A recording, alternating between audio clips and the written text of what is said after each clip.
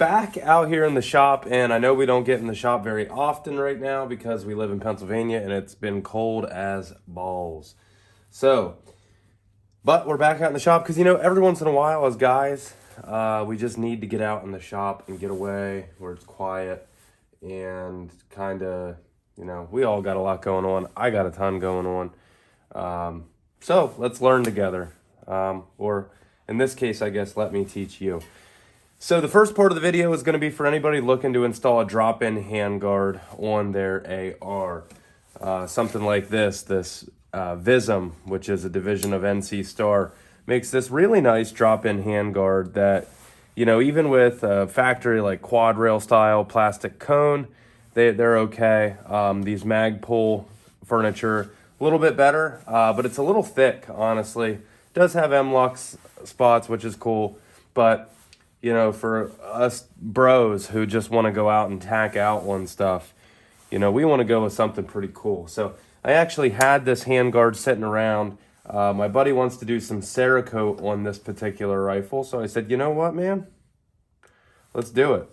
So we did, I said, you know what? If you want to do the Cerakote, buy the Cerakote, we'll do it. And I said, $20, I'll give you this drop-in handguard if you like it, because I'm never going to use it again, because I'll never probably buy another AR again. This is from when I built my my Ruger AR-556, and funny enough, this is a Ruger AR-556.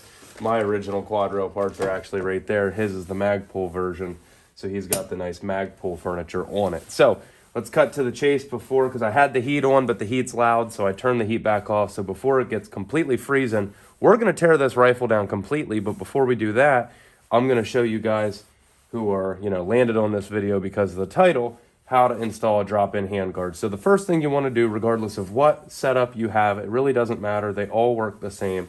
You want to take off this Delta ring. Now, they can be on there really, really, really tight. This one was on hog-ass, like, insane tight, which anybody who has a Ruger AR-556, everything is like ridiculously over tightened. The castle nut, they don't even stake them because it's so tight, it's so hard to get off. Delta ring's always ridiculously tight, and the barrel nut is always like impossible to get off tight. I actually had to freeze mine, and a lot of people have to freeze theirs. So what we're gonna do here, loosen up that Delta ring, pull off the bottom. The top, most of the time on these Magpuls, you gotta give it a little tap. But she's off. Probably could have just pulled it off, but didn't want to yank and scrape something up, so we'll just do it that way. So we'll snap that puppy back together. There it is, guys. Your Magpul MOE guard is off. Yes, it really is that simple. And then to put this on, these have little tabs, little locking fingers. You just slide that down, and that will kind of slide back in there. We want to make sure the Delta guard isn't all the way back. Same way, tabs on here. Kind of find where it wants to be happy at. And then we're going to go ahead, and it'll turn a little tighter because it's going over a little thicker piece of metal. But you can get, oh no. Good thing I'm Cerakoting it. But actually, it held up fine. So what we might end up doing here, there we go. It just needed to be held a little tighter, that was all. Ooh, hang on a second. Ho-ho! We might have actually run into a little issue here. Okay, so in a normal process, if everything were to fit correctly, all we would want to do here is just tighten that Delta ring down, hold it in place, and then you have 6 screws, machine head screws, which 2 of these are a little strippy, so I'm going to replace them for them. Go to the hardware store and pick up some new ones because I think they're just like M4s. You would just, you know, tighten that up, not crazy tight, just enough to hold it in place, run your screws in. You don't want to have that gap in there when you put your screws in, or you could cross thread it or strip out the threads. And that would be it, guys. You would basically be done.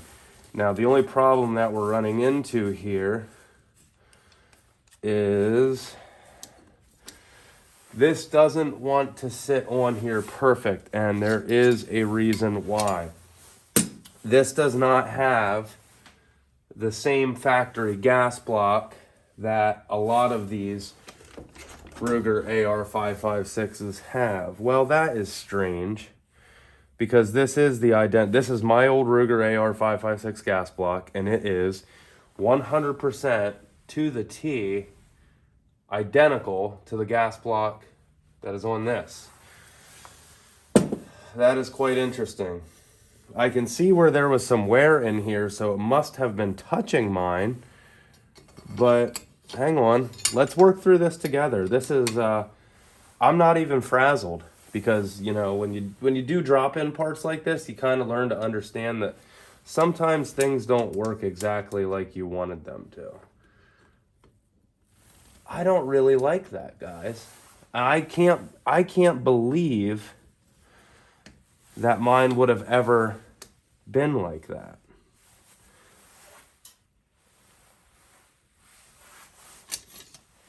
The only thing I could think of is possibly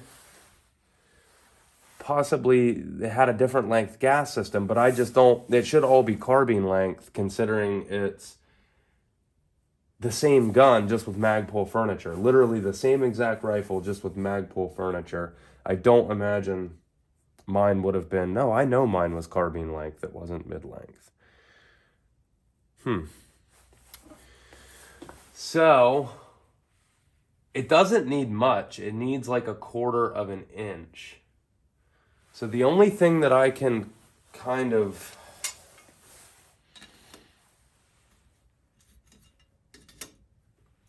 the only thing that I could say that we could do, which is probably what we're going to do here, is actually cut this from this here to here.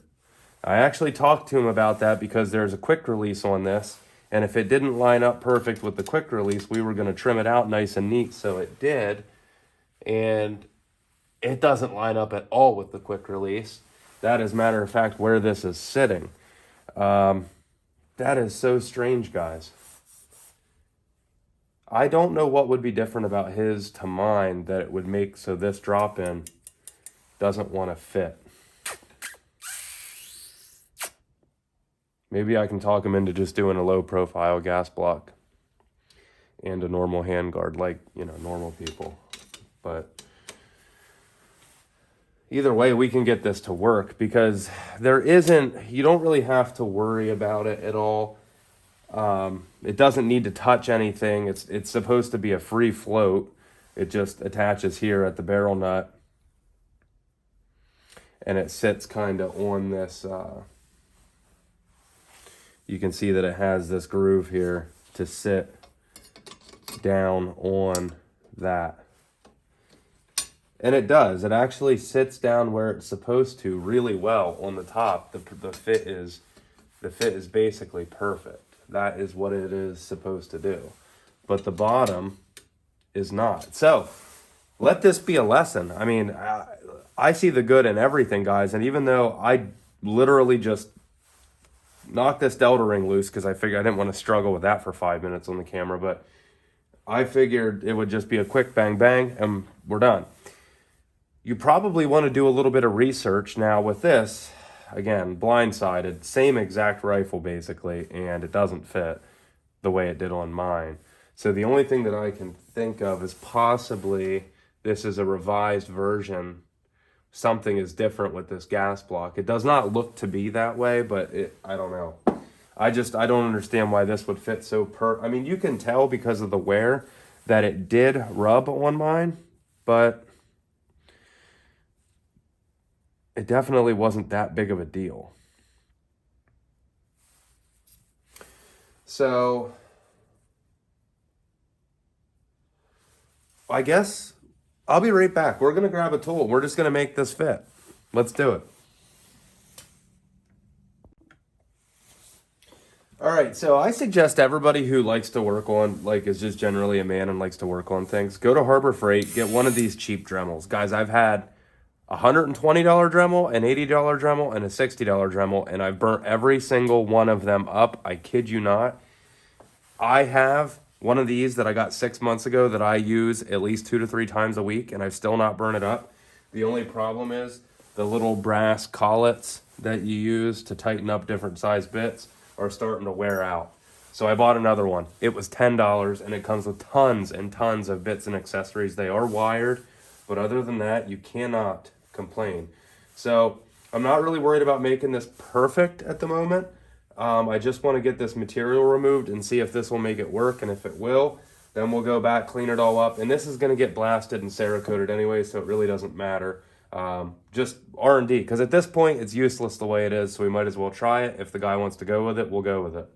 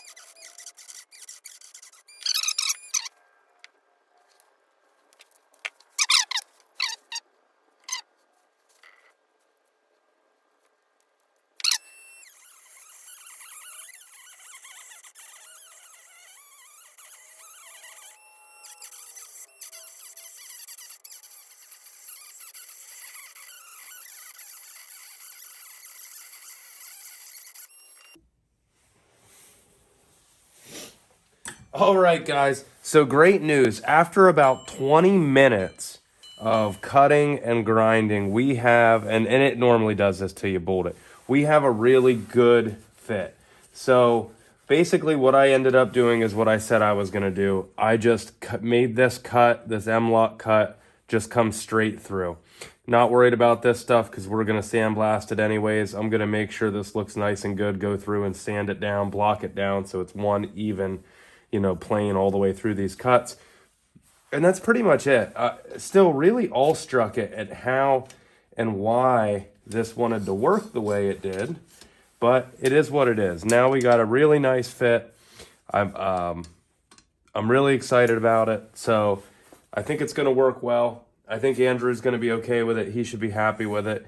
I'm going to remove just like another 1/16 of an inch, 2 millimeter or so, maybe a millimeter of material from this side. This side's good.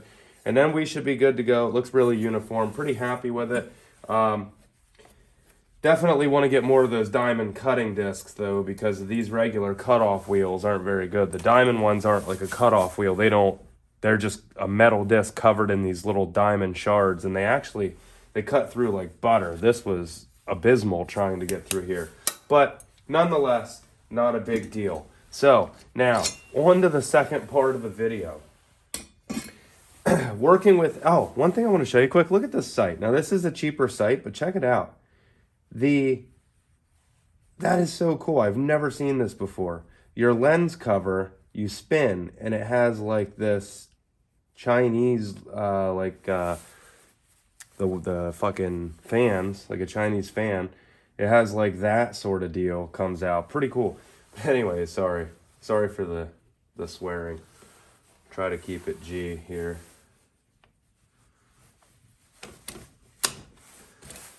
So that's why I put them this way, because they come out and they clear.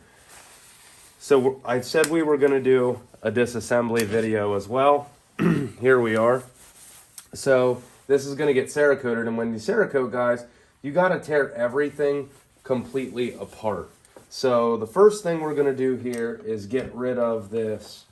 It's a Torx. Now I get to actually use my, my Torx screwdrivers that I got. And they work well. They don't stick in here real well though, but that's all right. Okay. Boy, Andrew, They weren't coming off. You know, your sight wasn't coming loose, which is a good thing because we all know these mounts can just absolutely suck. What the heck? What for kind of mount is this? So actually, I think these bolts have to come completely out. That's interesting. So that's what locks it into the rail. And then I think we're gonna have to slide it off the back of the rail. I don't hate that, if I'm being honest, because the sandwich mounts that use, you know, a screw for tension kind of stink.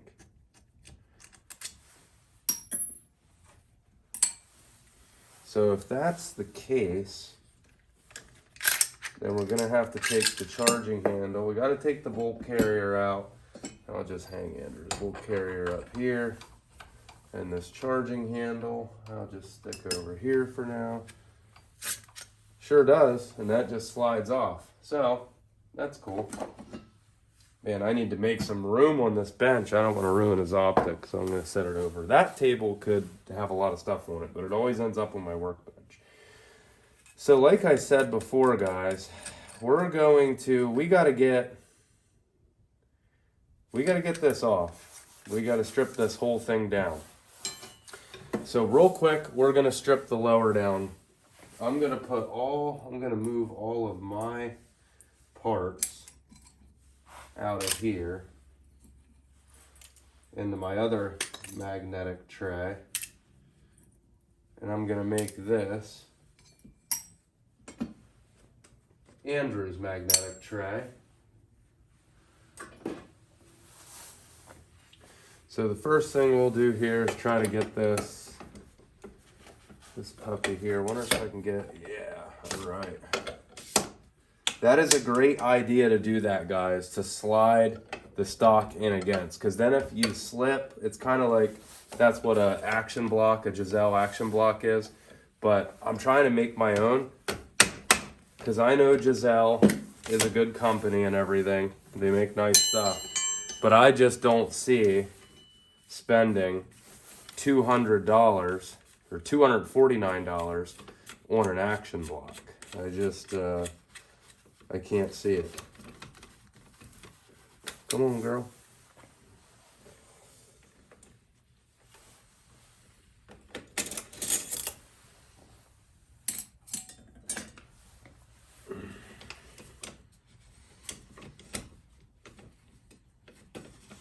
Make sure we hold that buffer detent down. That way the detent and the spring don't become elements of the atmosphere. Take our takedown pin detent spring out. We'll just leave this all as one piece. Set that over there. Wow, the amount of oil in this firearm that's gonna make Cerakoting a chore because we're gonna have to make sure that all of that oil comes out. Now, to get the takedown pin out, once you take the spring out, it's not a big deal. I just take this little hook pick, go into this, kind of pull that detent out of the way, take the takedown pin out. It's not a big deal.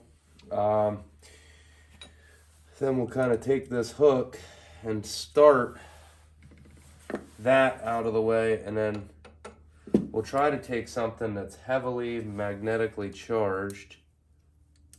Sometimes you can kind of pull them out like that, but it is not going to be the case with this one.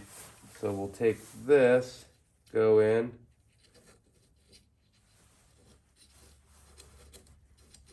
and that's not going to want to grab it either. I think there's just so much oil in this that we're not going to have any luck. Yeah, I mean, it's just absolutely hammered with oil in there. I wonder if I can get a 16th one in. I can. So I'm going to stick that punch in there and get that magnetically charged because that should help us bring that back out. As far as the front takedown pin, we're going to try to do the same thing. Get a hold of it get our pick in there. There are tools that you can make, and there, believe it or not, there actually is a military tool. The military had a tool for this that they used, and I'm gonna end up making one eventually. So that doesn't want to come out with that. Let's try another tool that I've used before.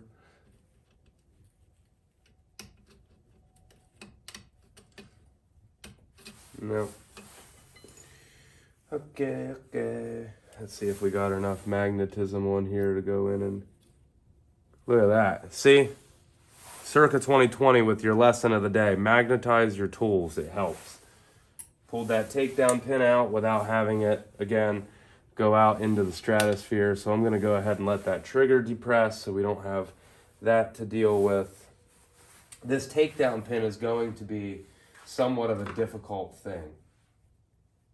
It isn't difficult if you have a tool made, but if you don't have a tool made, it can be difficult. And right now, it's looking like all aboard the struggle bus. This has worked before. I don't understand if just my hands aren't working the way they need to, or what is exactly going on here. Because normally, all you have to do is push in hard enough on this, and it'll push that detent out of the way. I just don't, because it kind of goes in, the detent is on an angle. Oh, that's right, Corbin, you dingus. You can't have it locked into the pinhole. If you have it locked into the pinhole,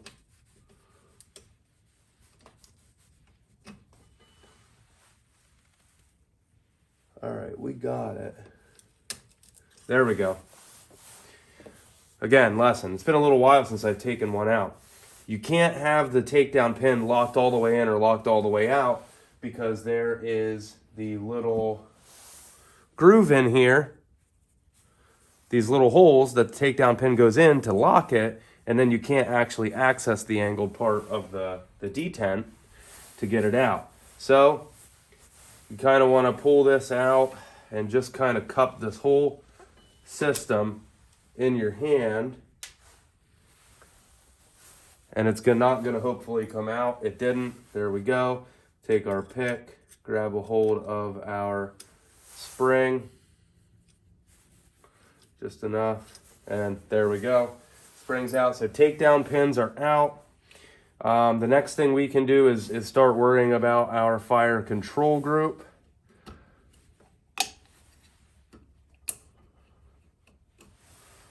And the upper assembly, I'm going to tell you now, guys, I'll make a separate video for, because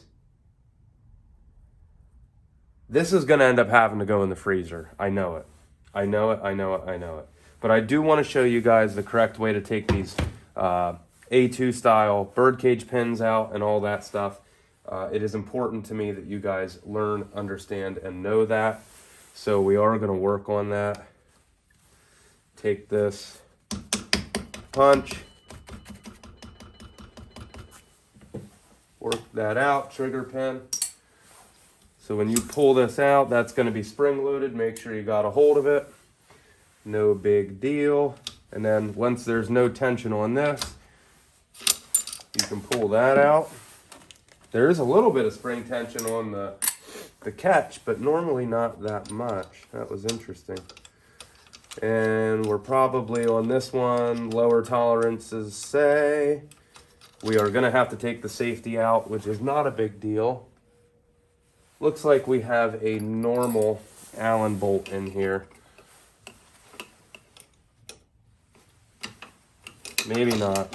Let's angle this up so I can see in here better. Well, we do. Okay, so now we got to do our trick when this is tight. Just lay a wrench on here. Use the wrench to make a giant L handle Allen. I I want to get some of the real long Allen sockets for this job. Oh, that's tight. That was definitely galled together. Steel bolt, aluminum lower. That is what we talk about when making sure you have anti-seize or some kind of moly grease in aluminum threads when you're using a steel piece of hardware, whether it be the barrel nut, trigger, or grip screw. You know, there's just a lot of bad stuff that can happen when you're not careful doing that. So take the grip out, screw stayed in, nice. And now we will take this punch, go up through the detent, and we'll try to catch the detent. Hey. This is all stuff, you know, like we can take our safety out now. You know, I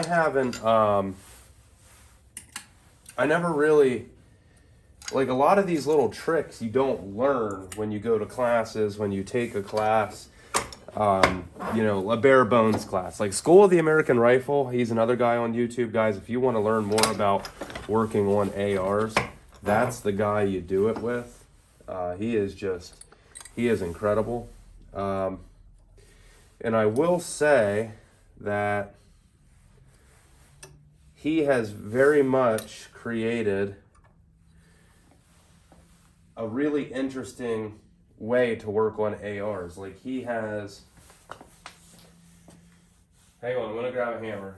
I'll keep talking while I'm looking for it. He has created this dynamic of working on ARs that a lot of handmade tools and thinking outside the box, and he uses a toothpick to put in his bolt catch, which is pretty cool, you know. So all I'm doing there is taking out this bolt catch. Probably should have thought of a cool trick for. So we'll take this Real Avid lower vice block out. I make sure I tighten it up on whatever specific lower I'm working on, because then it doesn't move around. Just slide that back in there. And now we'll just take a punch.